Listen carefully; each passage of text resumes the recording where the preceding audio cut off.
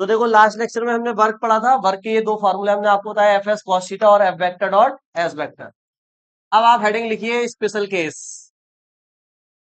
Special case, विशेष स्थितियां, विशेष स्थितियां।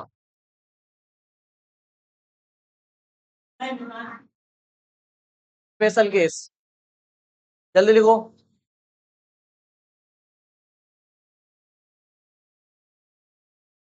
बताओ ये थीटा जो एंगल है, किस किस के बीच का एंगल था?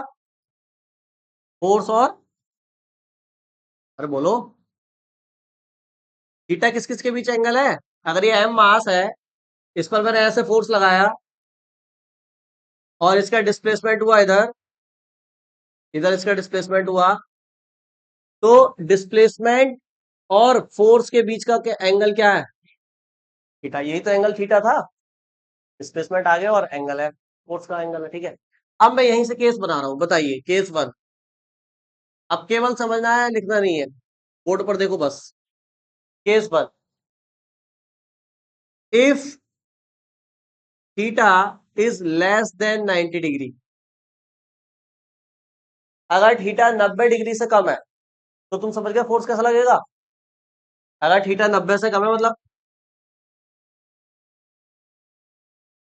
थोड़ा सा इधर इधर हो जाओ,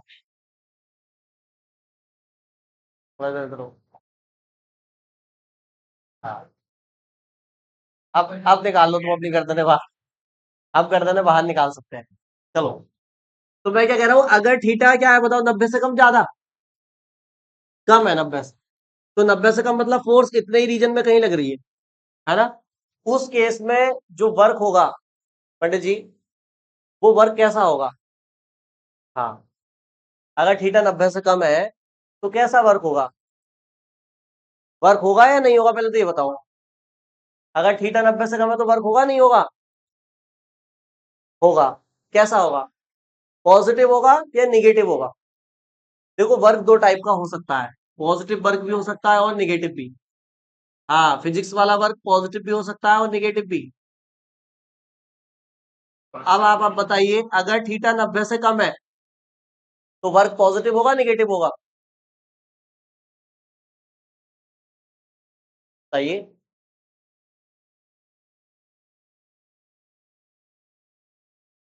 क्यों? क्योंकि, बिल्कुल सही बताया, पॉजिटिव वर्क होगा, क्योंकि 90 से कम वैल्यू जो होगी कॉस की, जितनी भी वैल्यू होंगी 90 से कम वाली, वो सब पॉजिटिव होती हैं। एफ और एस आपको इधर ही मिलेगा, आपने कंपोनेंट ले लिया ना, तो एफ भी इधर है और एस भी इधर है। तो थीटा से कम एंगल पर आपका जो वर्क होगा, एफ एस कॉस थीटा, ये ऑलवेज ग्रेटर देन किससे रहेगा? जीरो से बड़ा रहेगा। तो वर्क अगर जीरो से बड़ा है तो कैसा वर्क है बताइए? पॉजिटिव है निगेटिव है? जीरो से बड़ी वैल्यू तो पॉजिटिव ही होती है सब, जीरो से छोटी निगेटिव होती है। हर बात समझ में आ गई?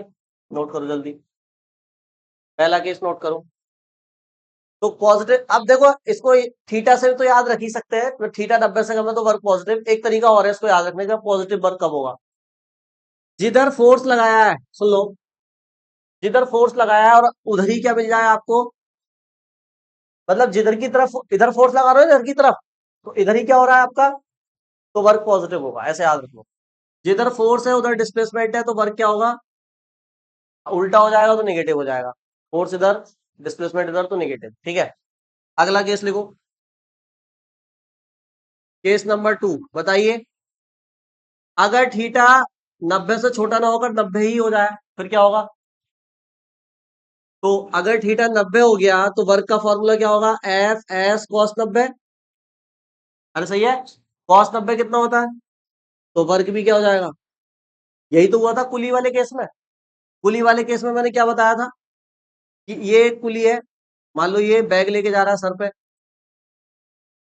ठीक है, और ये कहाँ जा रहा है? आगे। तो डिस्प्लेसमेंट किधर है इसका? अरे सुन लो, डिस्प्लेसमेंट किधर है इसका? आगे। और फोर्स किधर लग रही है? तो अगर मैं कह रहा हूं कि ग्रेविटेशनल फोर्स का वर्क बताओ, वर्क भी तभी पूछा जाएगा जब फोर्स बताई जाएगी। आपको कौन सी फोर्स का वर्क निकालना है, आपको क्या पता, कहेगा क्वेश्चन में कि किस फोर्स का वर्क निकालना है। तो मैंने कहा ग्रेविटेशनल फोर्स का वर्क बताओ, तो ग्रेविटेशनल फोर्स लग रही है नीचे, जाके इधर आया वो, आ गया, तो थीटा कितना है, 90। तो ग्रेविटेशनल फोर्स का वर्क कितना आया, लेकिन फ्रिक्शन का पूछूंगा तो 0 नहीं आएगा, अभी उसको भी कराऊंगा, नोट करो, सेकंड केस नोट करो। अब बताओ जरा, इधर देखो, इधर थर्ड केस।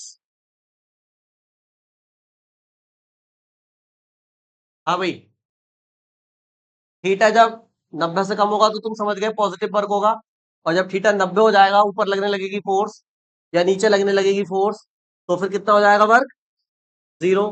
अब मैं कह रहा हूं, सुन लो भाई, अगर थीटा 90 से ज्यादा है, अब क्या होगा, अगर थीटा 90 से ज्यादा है, मतलब 90 से ज्यादा है, मतलब फोर्स किधर आ गई है, अब इधर, इधर आ गई ना, 180 और 90 के बीच, लेकिन मास कहाँ चल रहा है हमारा, बॉक्स कहाँ चल रहा है, आगे। तो फोर्स तो लग रही है इधर, और बॉक्स चल रहा है किधर, आगे। तो इस केस में मैं क्या कहूंगा कि थीटा, अब मेरा वर्क क्या आएगा, माइनस, क्योंकि 90 से ज्यादा वैल्यू कॉस की सब माइनस में होती है। अगर टेबल आपने पढ़ी हो तो 90 के आगे वाली वैल्यू सारी माइनस में आती है। बात समझ में आ गई, तो आंसर भी किसका किसमें आएगा फिर, माइनस। तो लिखो, अगर थीटा 90 से बड़ा है तो हमारा वर्क रहेगा negative, F S cos theta की वैल्यू 0 से भी क्या रहेगी, अब कम, और अगर 0 से कम रहेगी, 0 से कम वैल्यू होती है निगेटिव, 0 से वैल्यू कम कम क्या होती है, निगेटिव होती है। 90 से एंगल बढ़ा है तो निगेटिव आई।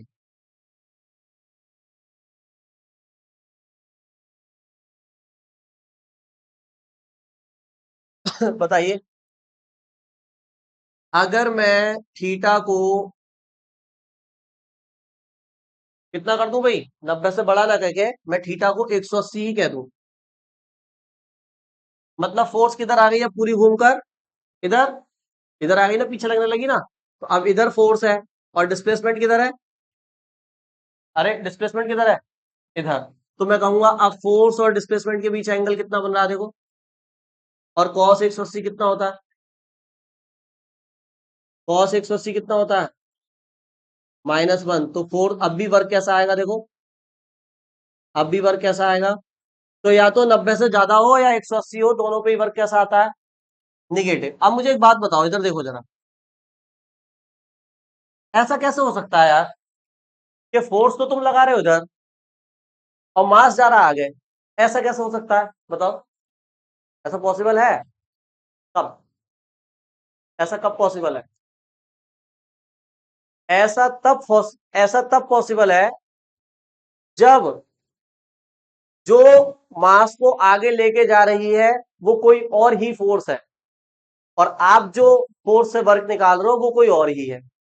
यानी मास पे अगर दो फोर्सेस लग रही हैं, एक उसको आगे लेके जा रही होगी और एक पीछे लग रही होगी, तो जो कम वाली है उसका इफेक्ट नहीं है उस मास पे, ज्यादा वाली की वजह से वो कहां जा रहा है, आगे। जैसे कुली का एग्जांपल लेते हैं, देखो कुली के एग्जांपल में हमने देखा कि ये जो नीचे वाली फोर्स है, ये तो इस मास को कहीं ले जा ही नहीं पा रही ना, है ना, और एक फोर्स इस पे किधर लग रही है बताइए, पीछे, ये कौन सी फोर्स है, फ्रिक्शन। अच्छा, एक फोर्स वो है जो इस कुली, जो ये कुली खुद लगा रहा है आगे की तरफ, आगे चलने के लिए खुद भी तो फोर्स लगा रहा होगा, फ्रिक्शन के अपोजिट, उस फोर्स का हम डिस्कस कर ही नहीं रहे। तो मास जो आगे जा रहा है उस फोर्स की वजह से उस फोर्स की वजह से जा रहा है जिसकी हम बात ही नहीं कर रहे।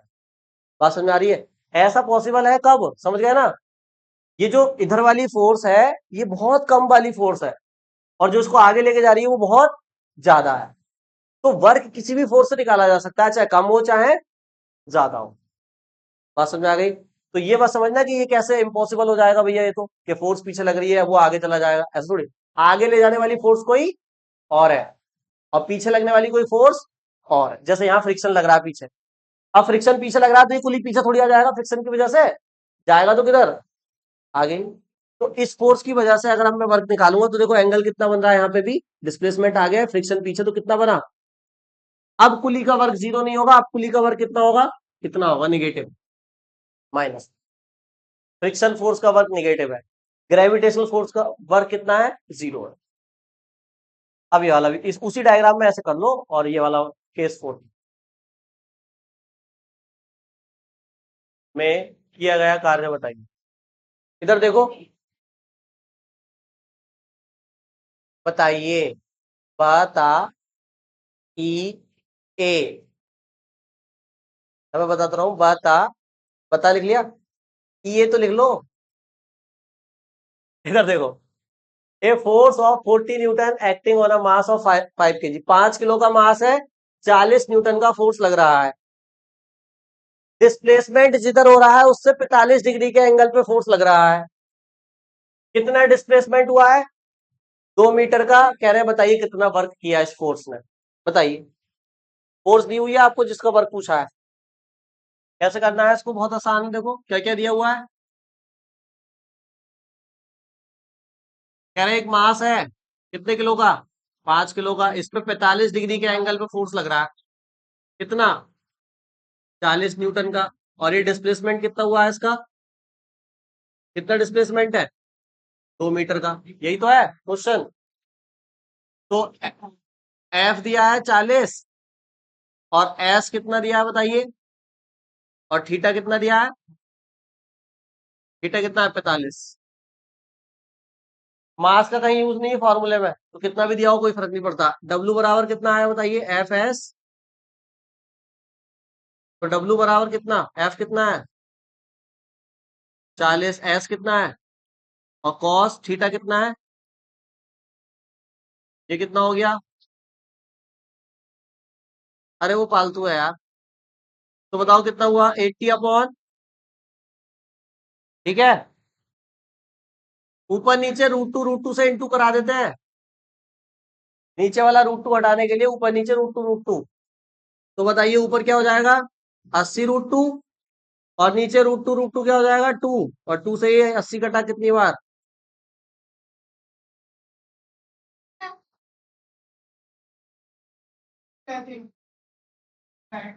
सही है, बिल्कुल ऐसी करा है। चलो अगला करो।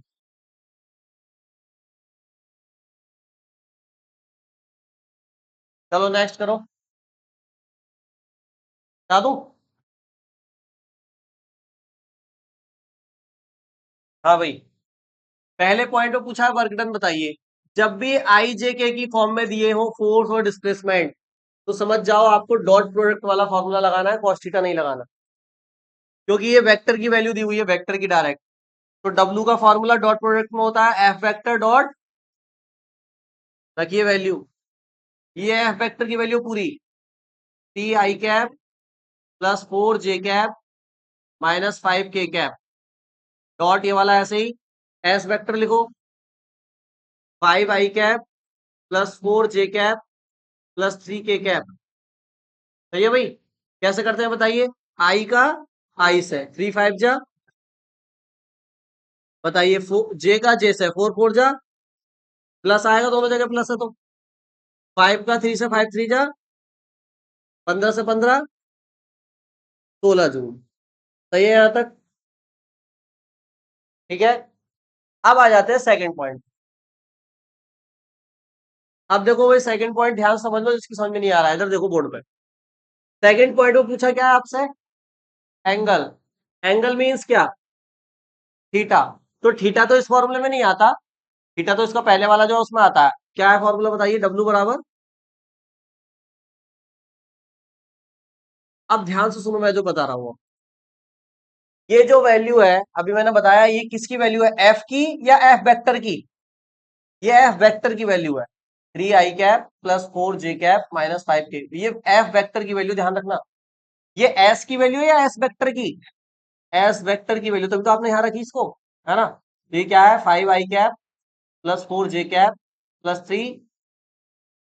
अब मुझे यहां से निकालना है थीटा, तो मुझे कॉस थीटा के अलावा सारी वैल्यू पता होनी चाहिए। वर्क तो मैंने निकाल दिया 16, एफ पता है मुझे, एफ कहाँ पता है, ये तो एफ वेक्टर है। एस पता है क्या मुझे, एस, ये तो एस वेक्टर है। तो अगर मुझे एफ और एस पता चल जाए तो बस इनकी वैल्यू रख के इसको इधर लाके थीटा निकाल दूंगा इनवर्स में, खत्म कहानी। जो भी आएगा टेबल की आए या ना आए वैल्यू, उससे कोई मतलब नहीं। तो टारगेट है हमारा एफ और एस निकालना। अब ध्यान सुनो इधर, एफ वेक्टर से एफ निकाला जा सकता है। क्या तरीका है तो सुन लो। एफ वेक्टर दिया है, एफ निकालना है तो स्क्वायर रूट लगाओ और आई के साथ वाले नंबर का स्क्वायर करो प्लस जे के साथ वाले नंबर का स्क्वायर करो और के साथ वाले नंबर का भी क्या कर दो, स्क्वायर कर दो। समझ गए फॉर्मूला क्या बता रहा हूं मैं, कैसे निकलेगा समझ गए। वेक्टर से मैग्नीट्यूड निकल सकता है, इसको मैग्नीट्यूड बोलते हैं, खाली वैल्यू वैल्यू। अब बताइए कितना आया अंदर, 3 का स्क्वायर, 4 का स्क्वायर, 5 का स्क्वायर, कितना आया अंदर, 16 और 9 25, 25 25 50। 50 रूट से बाहर आ सकता है क्या, तो 5 रूट 2 लिख दूं। अरे 25 दूनी 50, 25 का 5 बाहर, 2 अंदर, या तुम फैक्टर कर लो, है ना। तो ये मेरे पास क्या आ गई, फोर्स। सेम काम किसके लिए करना पड़ेगा मुझे, एस के लिए। तो बताइए, एस वेक्टर से एस निकालना है, रूट लगाऊंगा। बताइए आई के साथ वाला नंबर, जे के साथ वाला और के साथ वाला, बताइए कितना आया, 25, 16, 9। ये भी सेम ही आया क्या, तो इसको भी 5 रूट 2 लिख दूं। सही है। अब मिल गई आपको वैल्यू, डब्ल्यू में मिल गया, एफ में मिल गया, एस में मिल गया, सारी वैल्यू रख दो। डब्ल्यू कितना है, एफ कितना आया बताओ, 5 रूट 2 इंटू एस कितना है, 5 रूट 2, और कॉस थीटा तो मुझे निकालना ही है। अरे सही है भाई, 5 5 जा, और √2 की √2 से करोगे तो 2 नहीं आ जाएगा, √2 की √2 से करते हैं तो 2 आ जाता है, ठीक है। इंटू में क्या कॉस, बताइए 25 2 जा, इंटू में कॉस, अब 50 को नीचे ले आओ उसके, इंटू में कॉस, चेक कर लो टेबल में आ रही है वैल्यू ठीक, वरना ऐसे ही लिख देंगे। कट रहा है ना ये तो, काटो जरा। हाँ इसको काट के कितना आया आपका, 0.32, यही आएगा। तो थीटा इक्वल टू कितना आ गया आपका, कॉस इनवर्स 0.32 36 है। क्या कर रहे हो, ये आ गया आपका, ऐसे छोड़ दो आप। चेक कर लो इसको, 32 से 36 से देख लो आप करके, तुम्हारे तोड़ने पड़ेंगे लग रहा है 32, बार बार गलत बता रहे हो। चलो नोट करो, इसको ट्राई करो अभी और फिर बस, फिर क्लास बंद कर रहे हैं, जल्दी करो। 8 मिनट। देखो फर्स्ट पॉइंट, डब्ल्यू बराबर एफ डॉट, डॉट प्रोडक्ट लगेगा। बताइए एफ कितना है, अरे बोलो मत, एफ कितना है, सही है। और एस कितना है, वो घर से करना है। बताइए आई इधर है, इधर तो है ही नहीं, तो नहीं है तो जीरो मान लो, ये भी जीरो हो गया, खत्म, पहला पॉइंट जीरो आया। ऐसा है, जे है क्या, जे है तो, लेकिन नंबर नहीं है तो 1 मान लो नंबर, तो 5 बन जा, 5 आ गया। बताइए k 1 है तो 1 बन जा, तो 5 - 1 कितना आया। अब एंगल आप घर से निकाल के लेके आना ये वाला, उसमें दोनों का मैग्नीट्यूड निकलेगा पहले अलग अलग, और फिर निकलेगा जैसे कराया है अभी।